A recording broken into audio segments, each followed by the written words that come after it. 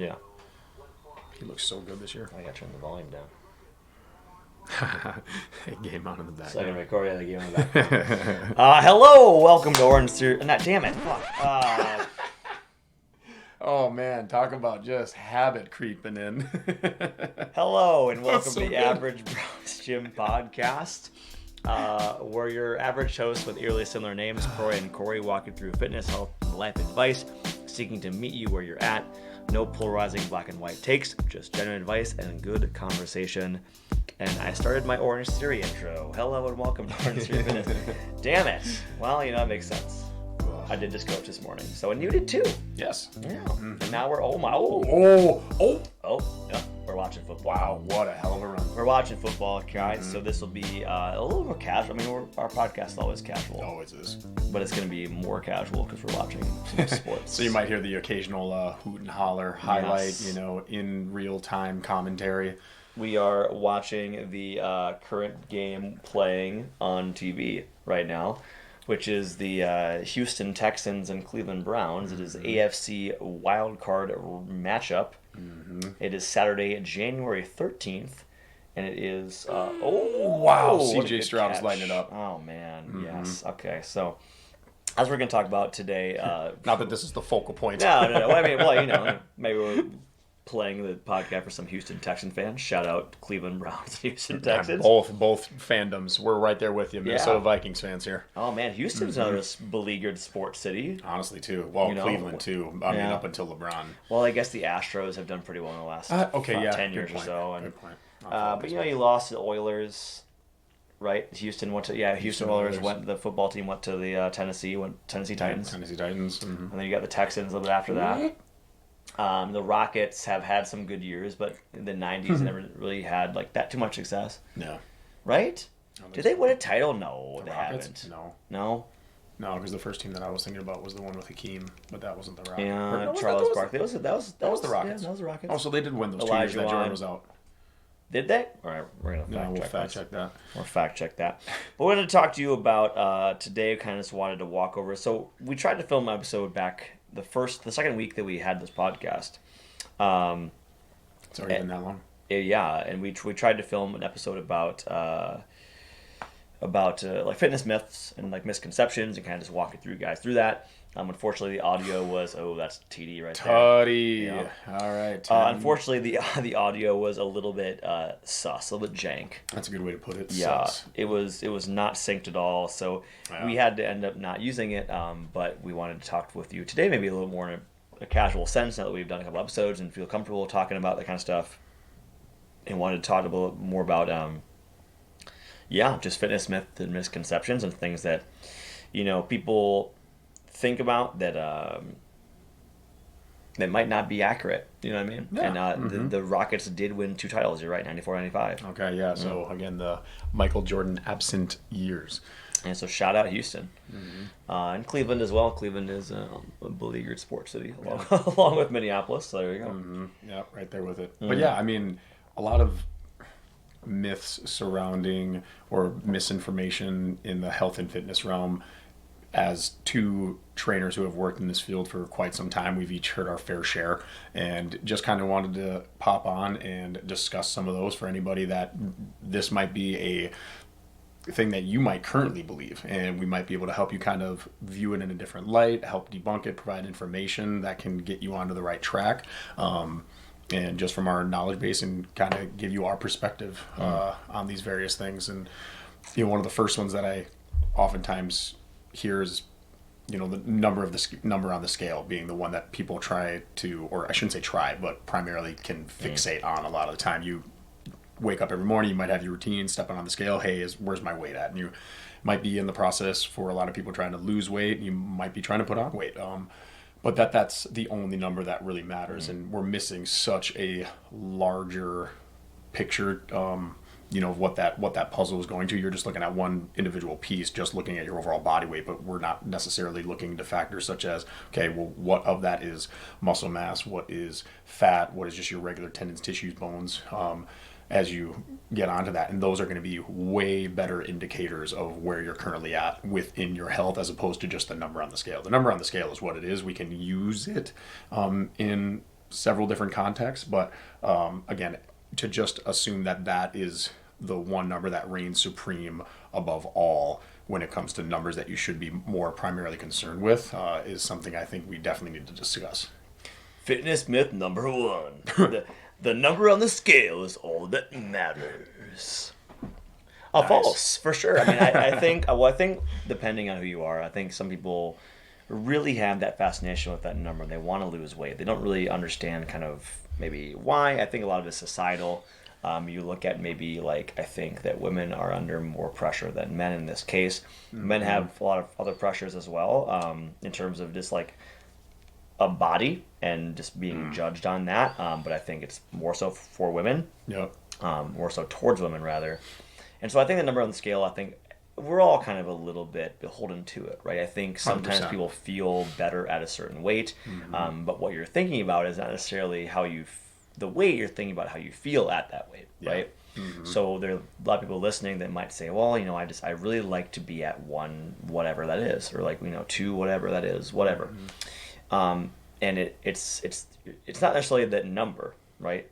It's not like 150 is you're like, oh man, like if I'm at this, I feel good, but it's the feeling associated with that weight, right? Mm-hmm. And so you're looking at this emotion that's associated with a number, you know what I mean? And so what people should think about too is like, okay, well, like if you have a certain weight goal, great, love that. But your weight goal is your weight goal because you feel like you're going to feel better at that, or you feel like you'll be able to do more things, or that you'll look better, or that you will be more confident. That's the feeling you're going for, and that can be accomplished in other ways besides just the number. Mm-hmm. And I think a lot of the times too, when they have that image of what they want their body to look like and the individuals to whom they are comparing. Nice pass, Joe. Wow. Oh, taking it over the middle. Sorry, guys. Oh, but to get, again, and stay on point here, when they have that image of what they want their body to look like, it might oftentimes be a number on the scale that would be heavier than actually what they might think. They want maybe the more muscle, they want the more, again, quote unquote, toned look, which oftentimes is associated with a higher level of muscle mass in relation to that of a lower body fat percentage ratio.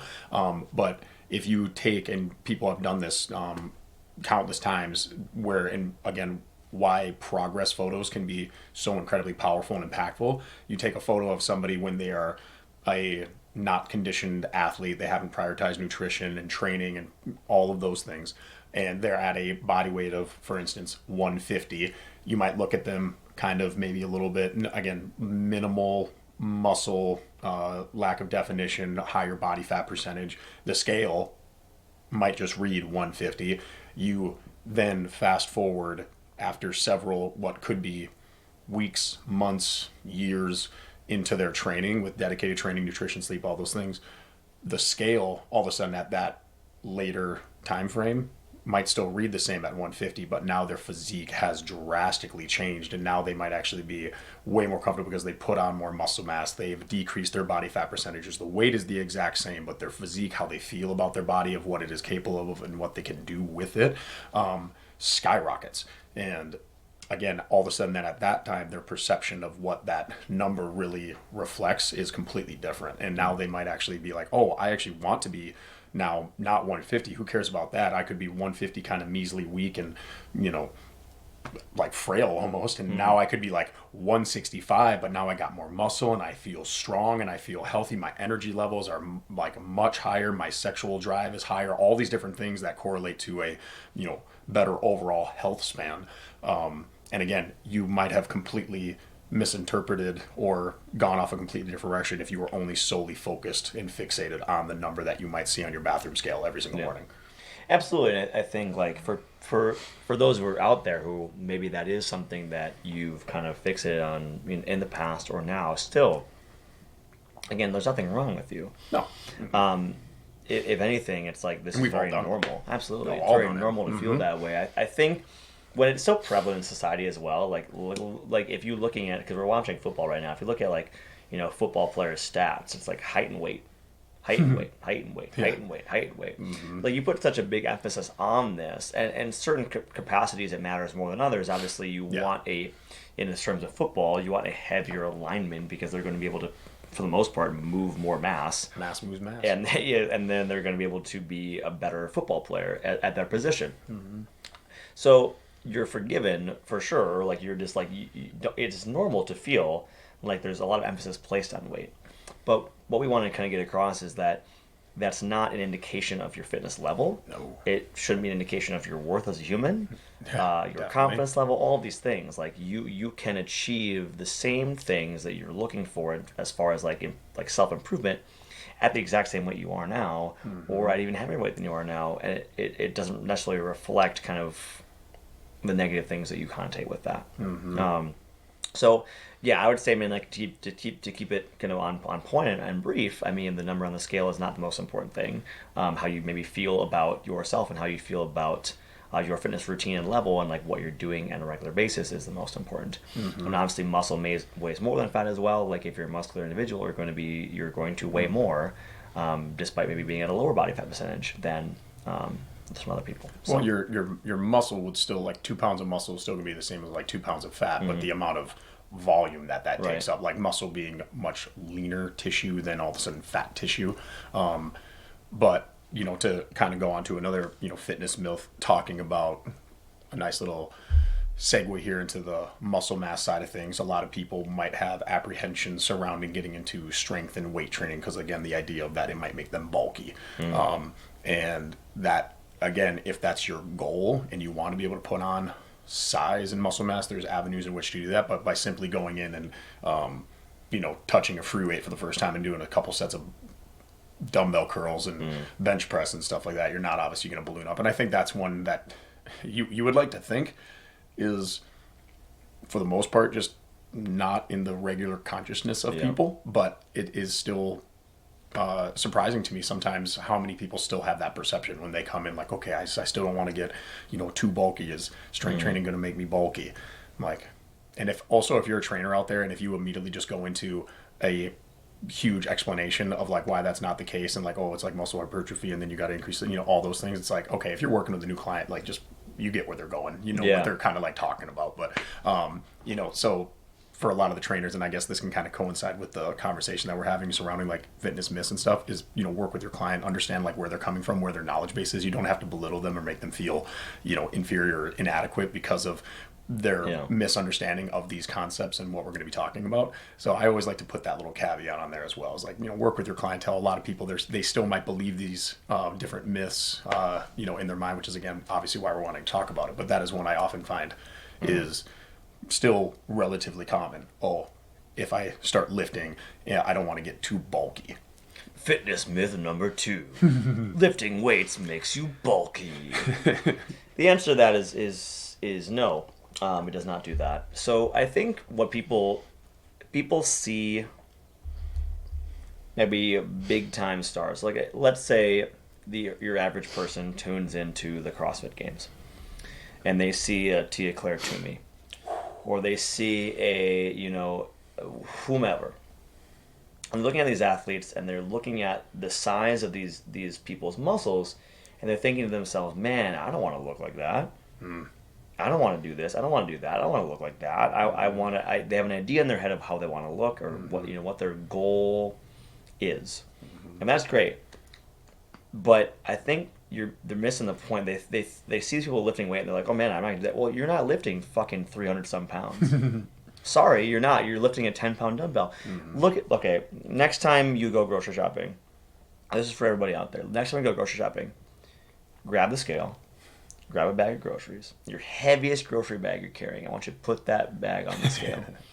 So I did this the other week, and Did you do it in one trip? I was just at Target, and I was getting I had like plastic bags, didn't have paper bags. Paper bags, you can probably fit more stuff in, especially if you double bag it, right? Yeah, but I was going to say, you got a double bag, because otherwise you get that one handle and it fucking rips. Oh, yeah. Handles always rip. The handles are broke as fuck. Yep. So you have your bags, weigh them on a scale. One bag, I think my heaviest one was like 7 pounds, but I was carrying 3 or 4 bags in one hand. That's like almost 30 pounds. I'm willing to bet the vast majority of you are carrying groceries that weigh like 15 pounds Oh, total. Yes. And then you're in the gym and you're lifting 10-pound dumbbells. Not saying you are doing that if you're lifting, but I want you to really think about that for a second. I'm gonna say there are certain exercises where you do want to go lighter. Like I've used lighter weights for like, especially like reverse flies, like lighter, like smaller muscle groups, especially if you're doing more like rehab exercises. Obviously, rehab exercises are different. You're not trying to get strong, like strong, you know what I mean? Like you're getting strong in a specific way. But if you think about it, I mean, like, come on, you're chest pressing tens, and it's like you're carrying 20 pounds in each hand up the stairs. And so I think it's just that idea of like, I'm in the gym, I don't want to get to this level of person, and like, and I think Arnold has this really famous quote where it's like someone was talking about, they never wanted to look like him, and he's like, don't worry, you never will. Yep. Because you don't understand the amount of effort and purposeful lifting and purposeful nutrition and sleep and years and years and years goes into people looking the way they do when you see them compete in sport, in bodybuilding, in physique, and whatever that is. Like, don't worry, you won't fucking look like that because you're not trying to look like that. And even if you do put in the same amount of work and effort and time and blood and sweat and tears, your body is going to look different as well. Just because I see a bodybuilder like a Schwarzenegger or a Chris Bumstead, I could do the exact type of training that they do. I could even take the other supplements that they do, or again in this case other supplements in quotations of what they creatine? do. Yeah, all the creatine. Yep. And I could still do that same type of training. My body, in terms of like where my muscle insertions are, all these various factors, my body and my physique is inherently going to look different, even though I could do the exact same type of training. And I think that's another thing when you really start to break this down and you get someone to properly digest the amount of work in every little area of their life that they would have to be intentional with in pursuing to get that physique or aesthetic. They think that, oh, well, if I do all of these things and I do get my nutrition down and my sleep down and I hit the program the way with the intended stimulus and the reps and the volume and da-da-da-da-da, that I'm going to look, bam, just like that. It's like, nah, probably not. Like, right. Your body is, again, your body. You only get one of them. And how you train, you can shape your body in different ways. Absolutely. You can get your body to perform differently in the way that you want it to do with the right program. But again, the idea that you're just going to go in, start doing some strength training and just balloon up, wrong. It's going to take a long time to do that. And you got to make sure that you're on the right trajectory. And even if you are on the same trajectory as to getting to wanting to be a bodybuilder, your body is, again, inherently going to look different than that of your peer group. It just is what it is. And I'm willing to bet that, everybody listening, doesn't matter what gender you fall under, if you're looking at someone and saying, man, I want to look like that, and I'm willing to, they probably lift a lot of challenging dumbbells. So they probably challenge themselves in more ways than one. And what I want you to think about is like how like you need to challenge yourself in the weight room. Another touchdown just got scored. You need to challenge yourself in the weight room to develop muscle mass. Yes. You need to develop muscle mass. Muscle mass is going to burn more calories. Like, the more muscle mass you have, the more calories you will burn at rest. Dwayne "The Rock" Johnson can eat X amount of calories. Like, Dwayne "The Rock" Johnson is very famous for... Also, his name is not Dwayne Johnson, nor is it The Rock. It's Dwayne "The Rock" Johnson. Dwayne "The Rock" Johnson is very famous for his quote-unquote cheat meals that he posts on Instagram, social media. And this man can eat certain things because he is massive. Maybe there's some other things going on as well. I won't speculate on a public platform, but the idea is, okay, well, if you have more muscle mass, you burn more calories at rest. You need more fuel to sustain yourself. You need more calories. Like, the thing is, you need to like build muscle mass in order to get typically the body that you want. Yep. Now, everybody has a different view of that, and I love that because everybody's a little different, right? You don't know everyone's the same, but like Kory said, I could do the exact same training as. Let's say, who's a person that's like super jacked? Arnold Schwarzenegger. Sure. Yeah, like the individuals you're saying. I could do the exact same training as like heyday Arnold, like Arnold when he was my age, 32, right? I am. Austrian oak. And I wouldn't look like him. Mm-hmm. You know what I mean? I could do the exact same things, would not look like that person. So it's like you could, even if you did lift the exact same weight as a Catherine David's daughter, as an Annie Thor's daughter. Like these are CrossFit athletes, as a Dana Lynn Bailey. Right, like if you looked at even if you looked at these same weights, these people, like a Chris Hemsworth when he's training for his Thor, yeah, there we go, that's the movie. You wouldn't look like them, and that's okay. You know what I mean? Because you're gonna look the best version of yourself that you want to look at with your current routine. So I think that myth of like the weights makes you bulky, I mean, that's just not true. Like plenty of people that I train at Orange Theory are deadlifting with whatever dumbbells they are, and like they're, for lack of a better term, look like normal people. They don't look like they're, you know, competing in a bodybuilding competition. A lot of that is just consistent dieting over a long period of time to peak for their show.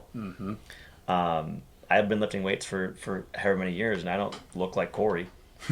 So not that far off. I got to drink. From the neck up, we're pretty damn close. That's true. And I'm drinking a beer, so it doesn't really help. But well, and I think kind of now segueing off the bulky idea, now let's say someone, you know, that wants to cut, and I think for so many people they want to get the, especially right now in winter, different story, everyone can kind of fluff up a little bit and, you know, put on a little bit of extra weight to keep yourself warm, but then all of a sudden spring and summer roll around, you know, everyone, let's be honest, a lot of people, we want to work out, we want to train because we want to look good naked. A lot of that comes down to, okay, what is one of the biggest, I'll say, quote unquote, problem areas for a lot of people that they really want to try to target, that being midsection. And then you get some individuals out there that are like, okay, I'm going to do 1,000 crunches a day and I'm going to get that six-pack ab in no time, baby. We're just going to sit down and crank these out. I do my 50, 100 sit-ups morning, noon, and night. And they think that might, you know, help them get a six-pack. It's like, that's probably not going to be the case. Let's definitely look at what we're going to be doing from a nutritional side of things and approach. So, yeah, I guess fitness myth number 3. Doing 1,000 sit-ups a day will get me the six-pack I desire. You can target areas. No, there have been like some studies that will say there's like a minor caloric effect if you're like doing a certain thing plus another certain thing. If you're doing heavy cardio plus a bunch of abs, then there's a little bit. But keep in mind, team, that like you have to look at who's publishing a study. So if you're looking at an actual study, look at who's publishing it. You also have to take into account that a lot of times if a study says the same thing as a previous study, they're not going to get published. A lot of the times studies need to show something different, and so that might lead to certain methods in variables and controlling variables and sample sizes and things like that that can skew studies one way or the other. So I have to look at that. Always look at who's giving the information versus like the information itself, right? So like if the Toyota dealership is telling you Toyotas have been shown to be the most reliable cars in the market. Well, it's like coming from like Toyota. You know what I mean? They have a vested interest. Fair, but like they have a vested interest in making Toyotas the best brand. So really think about that moving forward. As far as spot treating fat, people will lose fat at different rates at different areas. You look at the biologically male, biologically female, like you will have stored at different fats at different areas. Typically, guys a lot in their midsection. You might see a guy that has like a relatively quote unquote ripped arms, and then you see the gut. Yep, little bubble. Women tend to store fat in like the back of their arms, in the inner thigh. Yep. So you see fat in different areas. Now, the more fat mass you have, it'll fill out in different spots as well. Typically, when you're losing fat, you're going to lose it from certain areas first. A lot of times you see it from the face first. You can see it from the arms first. You can see it kind of from like the neck area, kind of like the chest, things like that. Typically, the stomach is kind of the last place you're going to lose it. Oh, those pesky love handles. And we call it subcutaneous body fat, which essentially just means it is the body fat that is underneath your skin. Right? So between your muscles, between your skin, there's that layer of fat that's between those two, right? Not to be confused with visceral fat, which is the fat that's kind of surrounding your internal organs, I believe, which you don't want to lose. I don't think you can. I don't know. There's probably some certain things that does that. But so the idea is, y'all, doing 1,000 crunches, doing only ab exercises, it can develop your abs. But if you don't have the caloric deficit to begin to lose fat over a long period of time, then you won't see that change. You'll have stronger abs, you'll have a stronger core, especially if you're doing different modalities of training, not just doing crunches, but doing rotational work, anti-rotational work, unilateral work, what's called static work, static holds.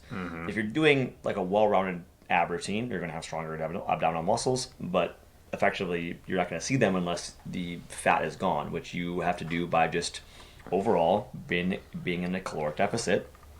And kind of, I mean, Kory, you can talk about like cycles of kind of like maybe cutting or bulking or whatever that is, but essentially you have to be able to have a lower body fat percentage to see certain parts of your musculature. And that's ultimately going to reign supreme is law of thermodynamics, is making sure that if you want to put on weight, you're going to need to be in a caloric surplus, so consuming more calories than what your body is expending, and then vice versa. The same would hold true if you're wanting to quote unquote cut and start losing weight, then you're going to need to be in a caloric deficit. Multiple different ways to go about doing that. Eating methods are going to be, you can go into a kind of time restriction, more a intermittent fasting kind of route, if you will, a dietary restriction where you can kind of start to eliminate certain types of food groups, like, okay, I'm not going to be, or I'm going to go low or no carb. And also we can go on that one too. Carbs are not necessarily the enemy.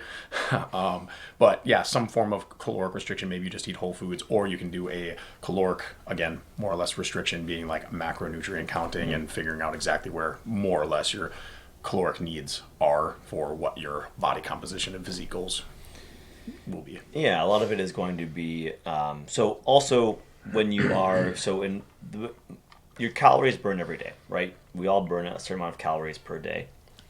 So it's not always about burning the most amount of calories during your workout possible. And this could even be its own myth. Yeah. But ultimately, the majority of calories you burn per day is something called NEAT, which stands for non-exercise activity thermogenesis. So effectively, the more you move through the day, and honestly, fidgeting burns calories. Oh, that's an interesting one. Dancing burns calories. Walking burns calories.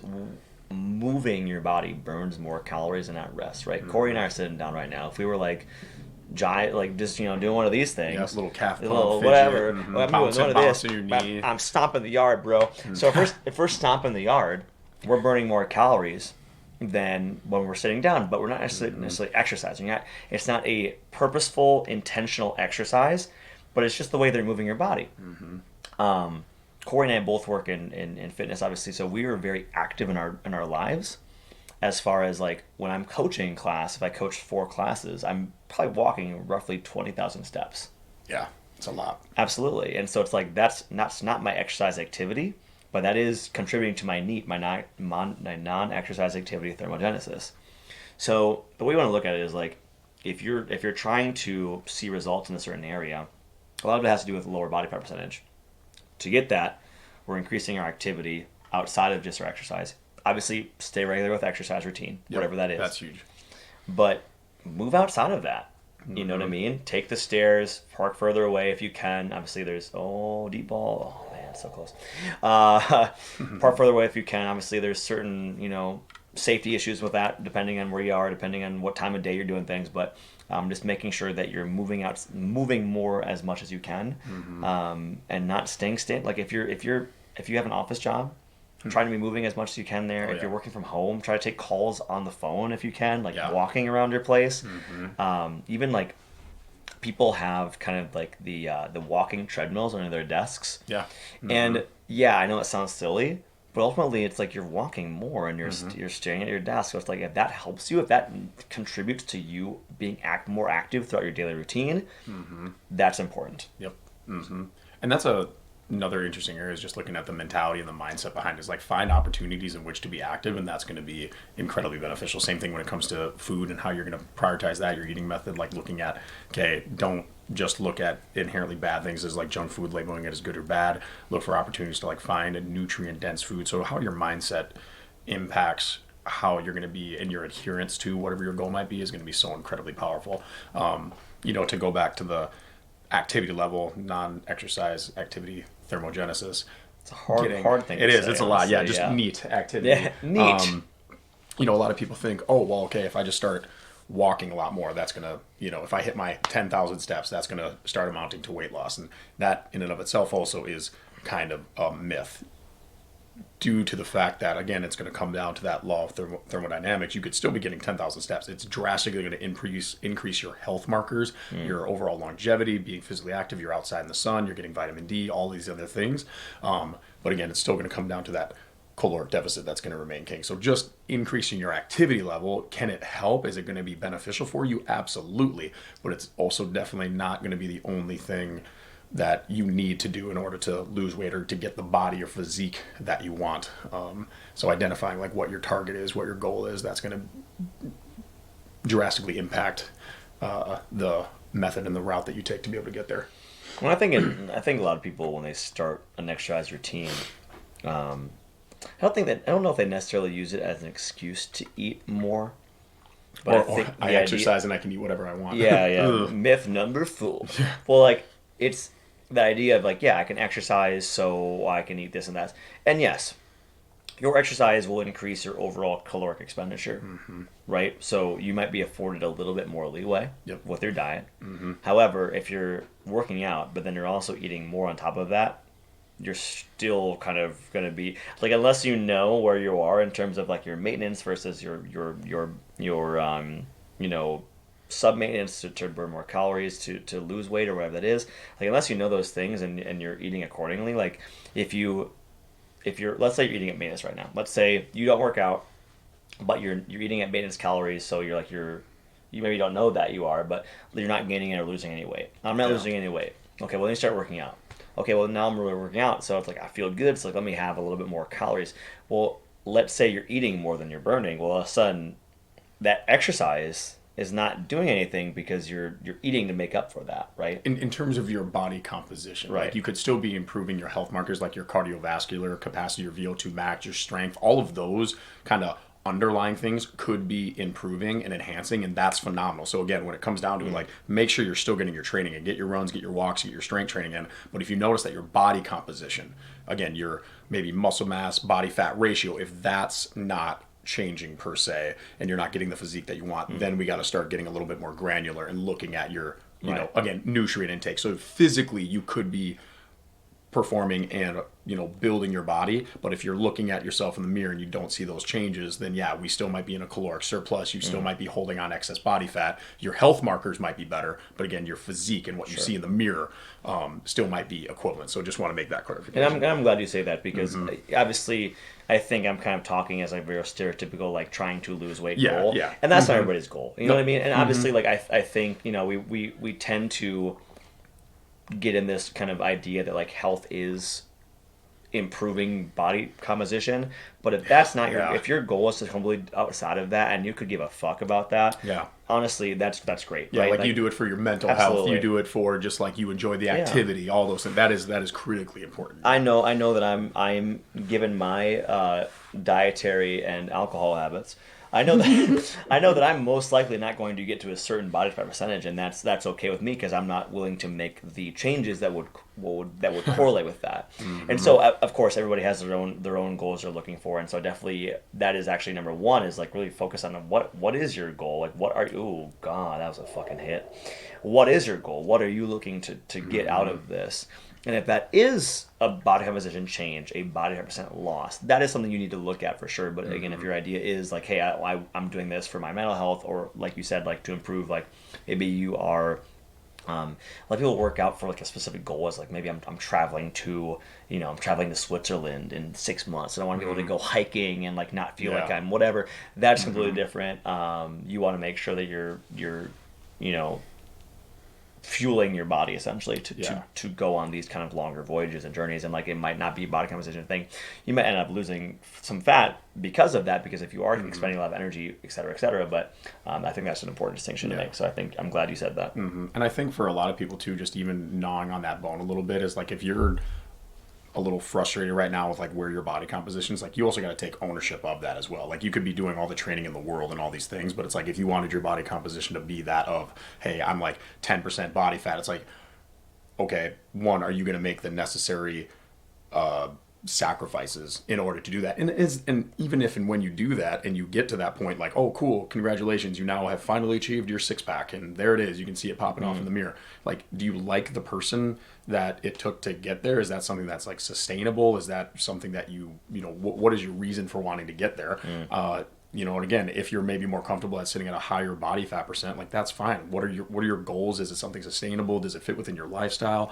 Again, it's not necessarily always just going to come down to what I do for training and what I do, you know, for nutrition. Like there's so many other factors that are going to go into that as well. Your lifestyle, how that works with your family life, how much sleep are you getting? Those are going to impact your performance as well, and the, you know, rate at which that you're able to attain those different goals, you know, for body composition or strength or performance. And I think that's, again, something a lot of people need to really sit down and think is it's the training sacrifices that need to be made and your diligence with them, same as it comes to nutrition. And in and of itself, is that going to be worth it to you in the long run? And are you going to do what is necessary to be able to get there? You know, is something I think people need to sit down with quite a bit. Yeah. That's a good way to put it, is you're trying to figure out solo like what your idea of fitness is and kind of what your individual goals are, because like Kory said, there's a level of sacrifice to everything. Yeah. And kind of like what you're putting into it. Yeah, let's bring it to another goal. What do you think, Kory? Well, another myth. Oh yeah, I mean myth. Yeah, another goal. another goal or another myth. Yeah. Well, kind of going around like the, you know, injury train is like, oh, if you tweak your back, you know, deadlifting, you'll never do that X, Y, or Z movement ever again. Sure. You know, oh, tweak my back, you'll hear that one a lot of times. Or, you know, oh, I can't squat because my knees or whatever else. It's like, it's not inherently the movement itself that is the issue. It's oftentimes, again, how are you performing that given movement? What is the load that you're working with? What is the intensity? Are you, again, meeting all of these other things with it? It's not just, oh, deadlifts are always bad. My doctor said my, you know, deadlifts, don't ever do them. It's like, well, your doctor's probably dumb unless you have like, I don't know. Sorry, Michael, you're not done, I promise. Like, Sorry, again, Remy. just, like you, again, for instance, I never squat. Well, that's funny because every time you go to sit down in a chair, you go to, you know, take a shit, you're doing a squat. Same thing when you do a deadlift, you go to pick something off the floor, you're hinging around your hips, you're, you know, doing that movement pattern. So the idea that, oh, certain movements are bad, certain training methodologies are bad. Oh, you do CrossFit? Oh, CrossFit, that just gets you hurt. Oh, you do powerlifting. Oh, you do bodybuilding. Oh, that just gets you hurt. It's like, well, that's not the case at all. Myth number 5, injuries. And limitations. And modalities that are inherently dangerous. And modalities. Like, you know, you're going to get injured and you're going to tweak yourself in whatever. You're human. You're going to hurt yourself in a variety of ways. You can hurt yourself doing anything. I was just talking about this. Like, watching football last week, I went to go take a nap on the couch. I just, you know, kind of was nodding off a little bit, and then I woke up, went to turn my head, and I was like, oh my God, my fucking neck. Yeah. You know, it wasn't, I just slept in a funky position. You know, you're going to get tweaked, like you sneeze wrong and you throw out your back. You know, like we're human. You're going to get injured. You're going to get tweaked. But to make the claim that a certain training methodology or a certain movement is inherently bad just because you, at one point in time, got dinged up a little bit. Sure. Like, that's just ludicrous, you know? Yeah. You can train around those injuries as well, and we can do other things if indeed there is a, you know, prominent injury that is presenting itself. But to just say that, oh, I will never do X, Y, or Z again, probably not a good course of action. Yeah, and, you know, there are some people that that you'll experience, and, you know, no fucking shade at them. Like, I don't think a lot of people just don't know. Yeah, all the shade. I'm throwing all the shade. No, but, you know, the people are like, oh, I won't squat. Oh, I won't do this. I won't do that. And so for a really long time, I'll use a personal story. I had a very, like, anything lateral, like lateral lunges, my knee would hurt so bad. Anything lateral. I went to physical therapy for it. They were saying, well, you've got your patella is tracking outside. So if anybody knows, so in your knee, right, you've got your patella, which is essentially your kneecap. Your patellar tendon stretches over that. They were kind of saying that, like, my patellar tendon is kind of like off kilter. It's off, like, track, right? And so, you know, I was having these knee pains and when I was doing these lateral movements, and a lot of that was like, okay, well, they were prescribing me X, Y, Z. Well, it's not that squatting or lunging was bad for me. It's not that the lateral lunge was like the worst one in the world, but it was at that time, that was what was causing my discomfort. Well, I did PT, strengthen my quad and other things like that. And I'm still doing certain things, but what doesn't hurt anymore is lateral lunges. So it wasn't the lunge that was the problem. It was the fact that I had this injury that I have to work around somehow. I can take things out. But what we want to avoid is taking out movements entirely, because then you train your body to associate that movement with pain. So if you're like, oh man, when I squat it hurts, so I'm never going to squat again, or I'm not going to incorporate my squatting at all, well then you're kind of almost like, sometimes people, my girlfriend Meg, she's occupational. Hi Megan. Hi babe. She's an occupational therapist, and I think she just like she's kind of said this before, where it's like people kind of become their injuries sometimes, or like they kind of associate their identity with like their pain or like their perceived pain. And so I think a lot of times like people will be like, oh, I don't squat. I don't squat because like it hurts my knees or whatever. And it's like there's this narrative that you kind of tell yourself. That's funny. And you may very well have pain while squatting. I'm not going to discount your pain, but ultimately it's like that's a very normal movement. The 7 foundational movement patterns, what squat, hinge, lunge, all those things, like these are inherent to our bodies as human beings. Yeah, you do them every day. Absolutely. And so it's like, I think if you're having pain doing a specific movement and it's kind of repetitive, you're having it frequently over a long period of time, and progressively overloading. Yes. and it's a consistent thing, and it's always during like a certain range of motion or a certain whatever. That's something to definitely seek assistance for from a physical therapist, someone that you trust, occupational therapist, whatever that is. I typically avoid going to like a general practice doctor. Not there's anything wrong with that, but if I'm going somewhere for a sports injury or an athletics injury, I want to go to someone who's going to specialize in that. I have been to certain general practitioners, and they've said, take ibuprofen and adjust your weight training routine. And I'm like, I'm 27. Like at the time I was 20. Weights. Yeah, and I'm like, well, I mean, that's not to say anybody. I think there's a scope of practice as well. In the same way that I'm not going to give anybody specific nutrition advice because I don't know. I'm not going to give you a macro plan because I don't fucking know. You're right. I'm going to save that for people for nutritionists. But I think there's this idea of like, like I can't train XYZ because I have pain experiencing it. Well, it's like that pain is coming from somewhere. A lot of the times, it's not coming from the site of the pain. It's coming from somewhere else, right? Like I have a very, very bad ankles from me being a dumbass and like jumping off of shit when I was drunk. You're just trying to like reincorporate like all the skate moves that you saw. Yeah. You're trying to do like, like grab your heels, like, fishtail out. I was trying to do a 360 ollie McNair. Dude, that's how McHeel flip. That's how my brother broke his femur as a kid. We were doing jumps off that. Yeah, we were at daycare, and he would like real quick tangent. We were at daycare, and like we were jumping off like the end coffee table, doing like little tricks that. Yeah, hell yeah. My brother landed, and then all of a sudden I fractured his freaking femur. It's like, fuck. Yeah. So, parkour. So yeah, it's usually not that side anyway. And so I just think I want us to reframe how we think about pain. Yeah. And I think sometimes we're thinking about pain, okay, that's no.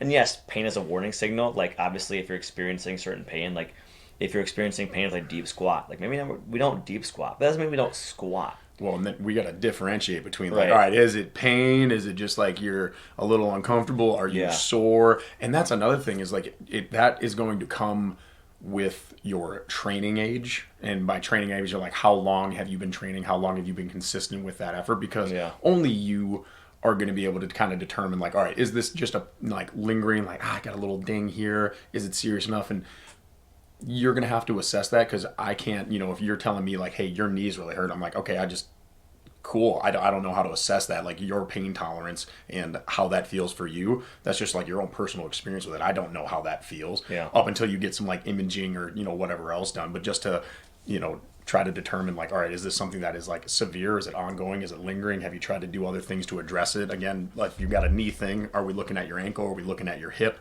What other factors are going into this? And then you're going to need to make an assessment at some point to like, maybe go seek a specialist or whatever that it might be. Yeah. Yeah, Kory and I can give you some advice, but I wish I knew more. I do feel bad. There are certain things that I've, gone through and understood, and I like have rehab exercises for certain things, and obviously like I have my own experience, and I've been through ankle and knee, and Kory and I have both torn our ACLs, so we've both been through ACL rehab, strengthening glutes, strengthening like low back. I had like a SI issue for a really long time, for 2 years, and I was just like I didn't have insurance, so I was like, well, and I think it's one of those things where it's like we have certain kind of scopes, I guess, in referring people, but ultimately, yeah, you sometimes might need a physical therapist or a trusted chiro, or whoever you work with to help you with those things. But ultimately, it's like we want to avoid this mindset of like, oh, I can't do this because of pain. It's like, well, if that was the case, like Kory and I wouldn't be doing anything right now. Yeah, like if you're always just like, if you're always seeking out your body to feel 100%, like, oh my gosh, every joint, every muscle feels great, I can guarantee you're probably not making any sort of like tangible progress in terms of building your muscle mass or your VO2. Like, you have to get uncomfortable. You got to push your body along on that route. You're going to get dinged up. You're going to experience injuries. It's just all part of the process of growth and development. Like, literally, when you're trying to build muscle, you're tearing down those muscle fibers and then building them back up with your nutrition and all these things. So it's like, it's a part of the process. The severity of what that pain is like for you, it's going to take a multi different approach to that, to like be able to assess what is going to be the next best step for you. I think one of my other favorites too is this idea of more training volume and I didn't break a sweat today, so that workout was nothing. Crush yourself. It's like, unless you are in some fucking puddle of sweat and tears on the floor after doing like 3 hours of cardio, and you did the strength session first, and then you went out for your run, and then you did this, like, in some way in your mind that's going to build up your fitness gains at a much more rapid rate. It's like, I've got a weird psychological theory about people like that. Would love to hear it, because there's a lot of people out there. I feel like I think, I don't know, man. So here's the deal. What Kory's referring to obviously is like people that are like, I'm gonna bust my fucking ass. Like, I need to die and sweat and be like just kill on the ground. Yep. I didn't get my heart rate up. I didn't even break a sweat. That workout was nothing. Yeah. It's like, we only did 15 minutes. We only did 20 minutes. That was it. I wasn't in here my full hour. Yeah. That's not. Some people are fine about it. Some people are fucking assholes about it, to be honest. Some people are 100% really rude about it. Yes. And it's like, I think people misunderstand what the idea of a workout is, because, and the soreness aspect too. Yeah. Look, I'm not sore. Like, obviously something's not working. I need to switch gyms. I need to switch routines. It's like, no, soreness is an effect of you providing a new stimulus. And like, the idea is like, okay, if I'm not sore anymore, I'm not doing anything different. But that's not true at all. Like, if your training frequency increases, then you're going to be less sore because you're utilizing those muscles and those movement patterns more often. Doesn't necessarily mean you're not getting a workout in. It just means you're not sore anymore, because that's a reaction based on newness, essentially. And the people that crush themselves in workouts, like, I want to know what's going on in their brain. I want to know, like, what happened to them when they were younger that they need to feel something. Seriously, like, it's like, I think people,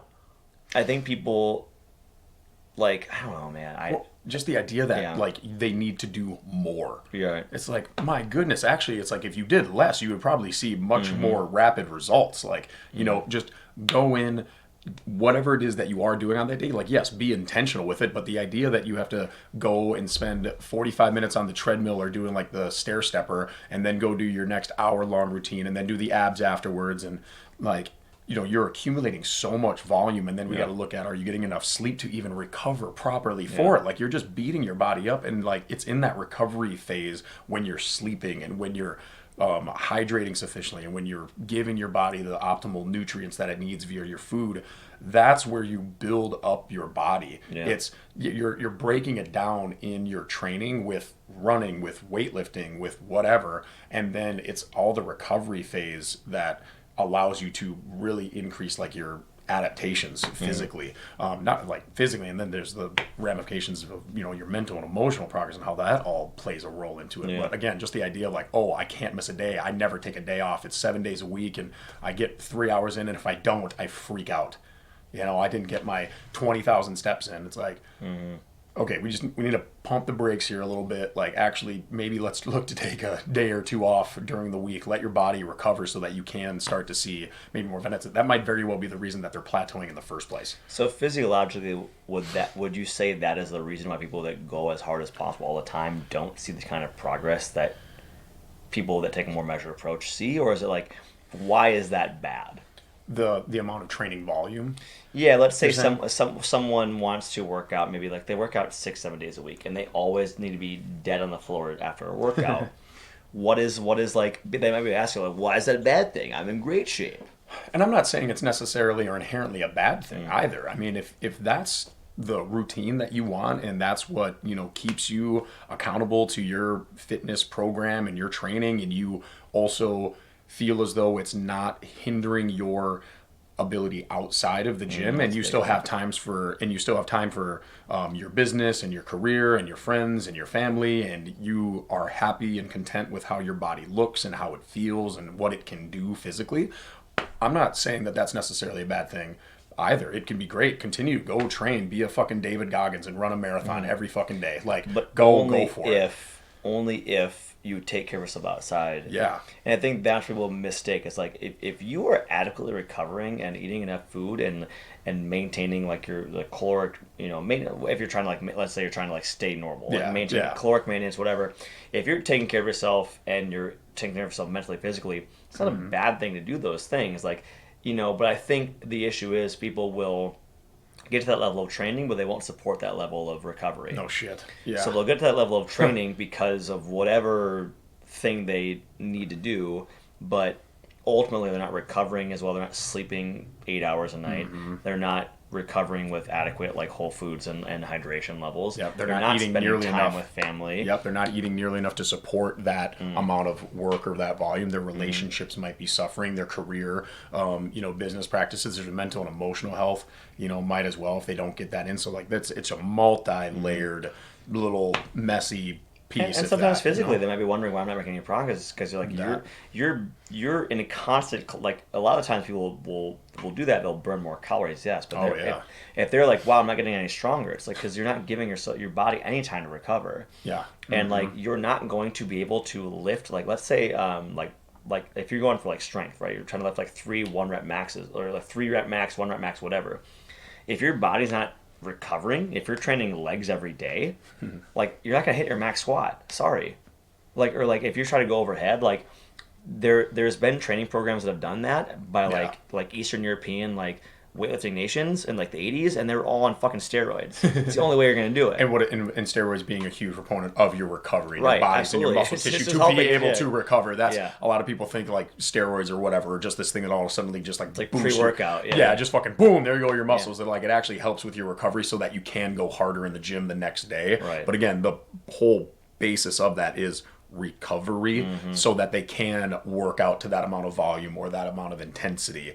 The steroids in that instance just help support that and quicken that process so that you can train harder, so that your muscles do then get more of an added stimulus. But again, it comes down to that recovery component of it, which a lot of people have that misinterpretation of. Sure.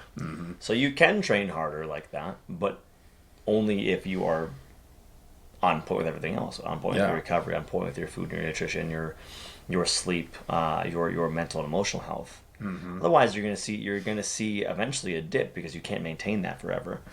And you're also going to be like stagnant. You're going to say, I'm not getting stronger, I'm not getting faster, but it's because like you're constantly putting your body through the ringer. We talk about CNS fatigue, and like that might be one of the only times that actually like people that think they have it might actually have it. Yeah.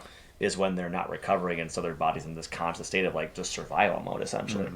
I think another interesting aspect of that too is when people get into their training, and this could be like another myth that we go and delve on down into, is that like there's like one training methodology that's like better or worse than another. It's like, oh, this is the best thing, like you have to do X, Y, or Z. It could be like, oh, and this is where I feel like sometimes you get different methodologies that shit on other ones, like, oh, powerlifting is way better than bodybuilding. Bodybuilders, like, oh my gosh, did you see these CrossFitters over here? They're just fucking like morons. And literally kipping pull-ups. Yeah, oh my gosh, that's so stupid. That doesn't even do anything for you. And you're like, okay, so if you hear people talk and discuss different methodologies in a very just like negative context, and like there's not something beneficial with that programming or with that training, like then that's just inherently false. Like you can find benefits in a plethora of modalities and training methodologies.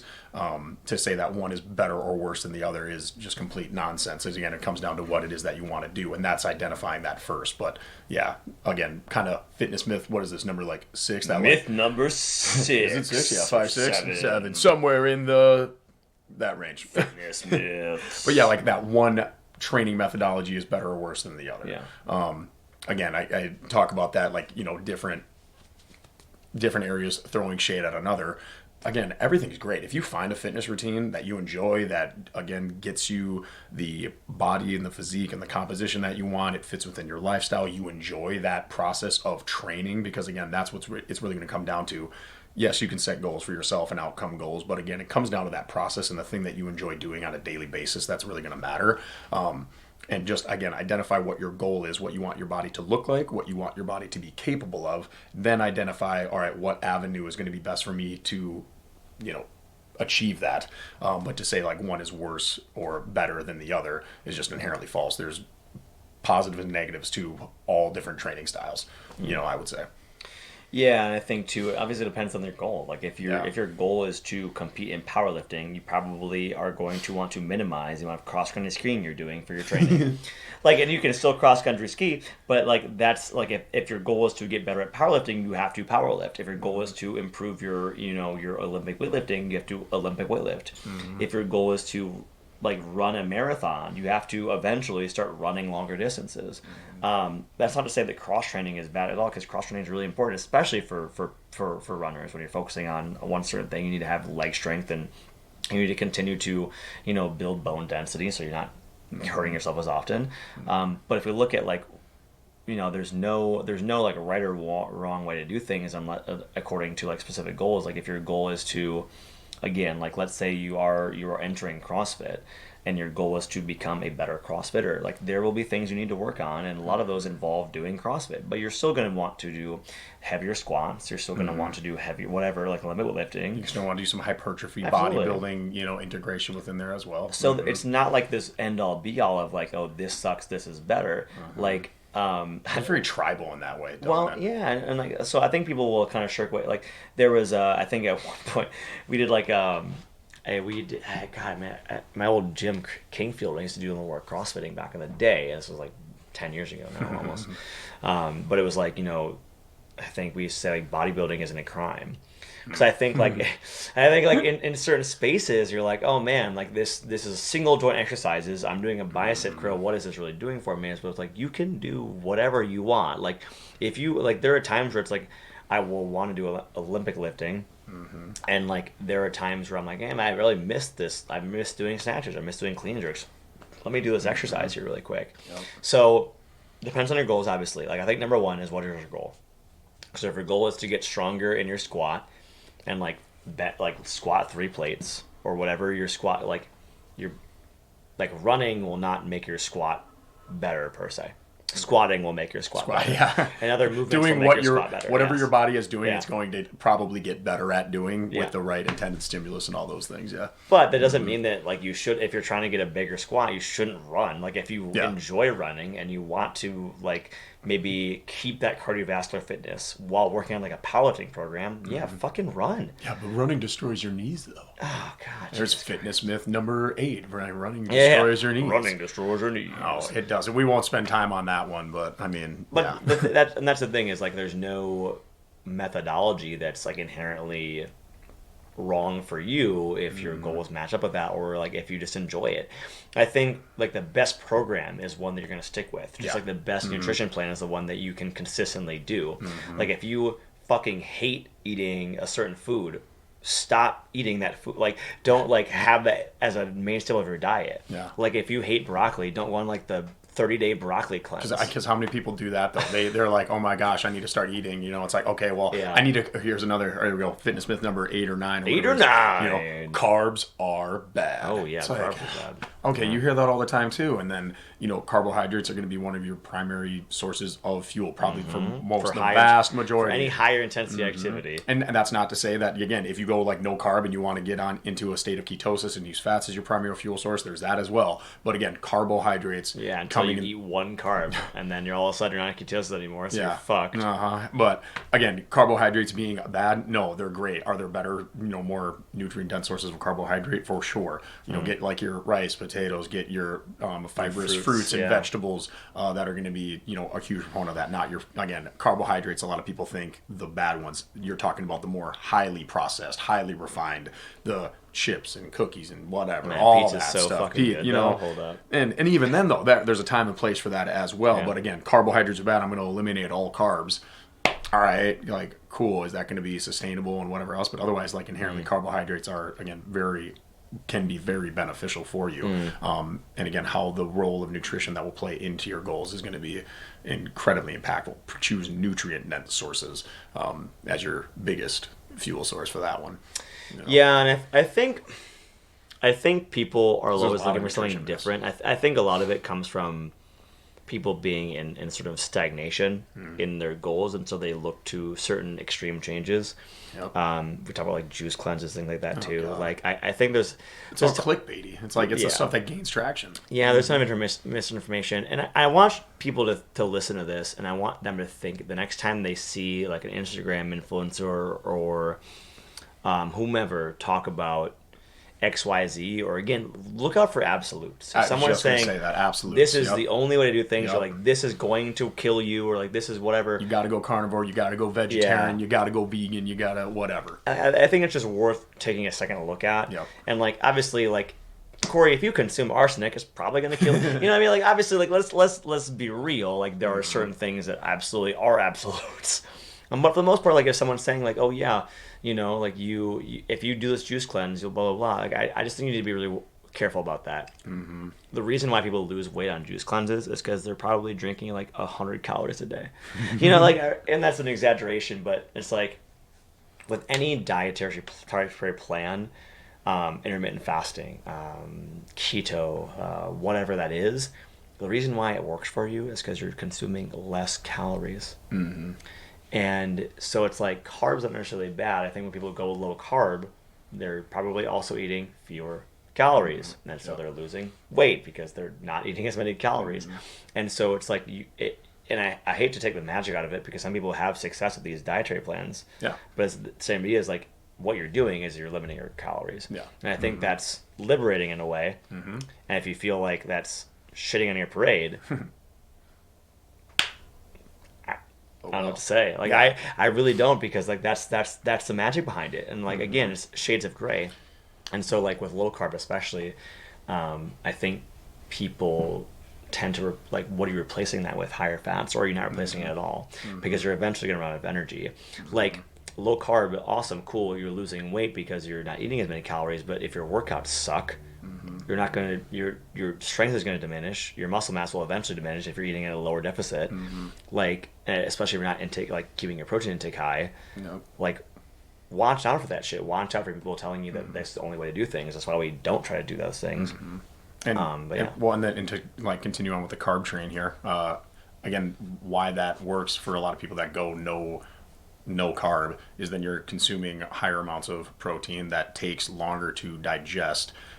It is a more satiating food, so when you eat that, you feel fuller longer. You're also then eating, you know, if you're doing let's just say low carbohydrate, you might be eating more fibers, fruits, and vegetables, take longer to process and break down. Again, and you're probably also not consuming a lot of the highly processed garbage, more or less, that's out there that's very not nutrient dense, that isn't going to fill you up and make you fuller longer. I'm going low carb, so I'm excluding nachos, but I'm gonna have oatmeal. It's like, yeah, that's just a better choice. That's exactly. That's just a lower calorie choice. And so like that's what you're doing is like you're reducing carbohydrates, but you're also just reducing your caloric intake. 100%. And then just again, for all of the different fitness myths that we've already kind of touched on at this point, really be able to like sit, process, break those down, have that conversation with somebody that is more knowledgeable than you, to make sure that you are going down the right path. It's so easy to just fall victim to seeing the big headline, oh, carnivore is the only way to go. Oh, if you don't do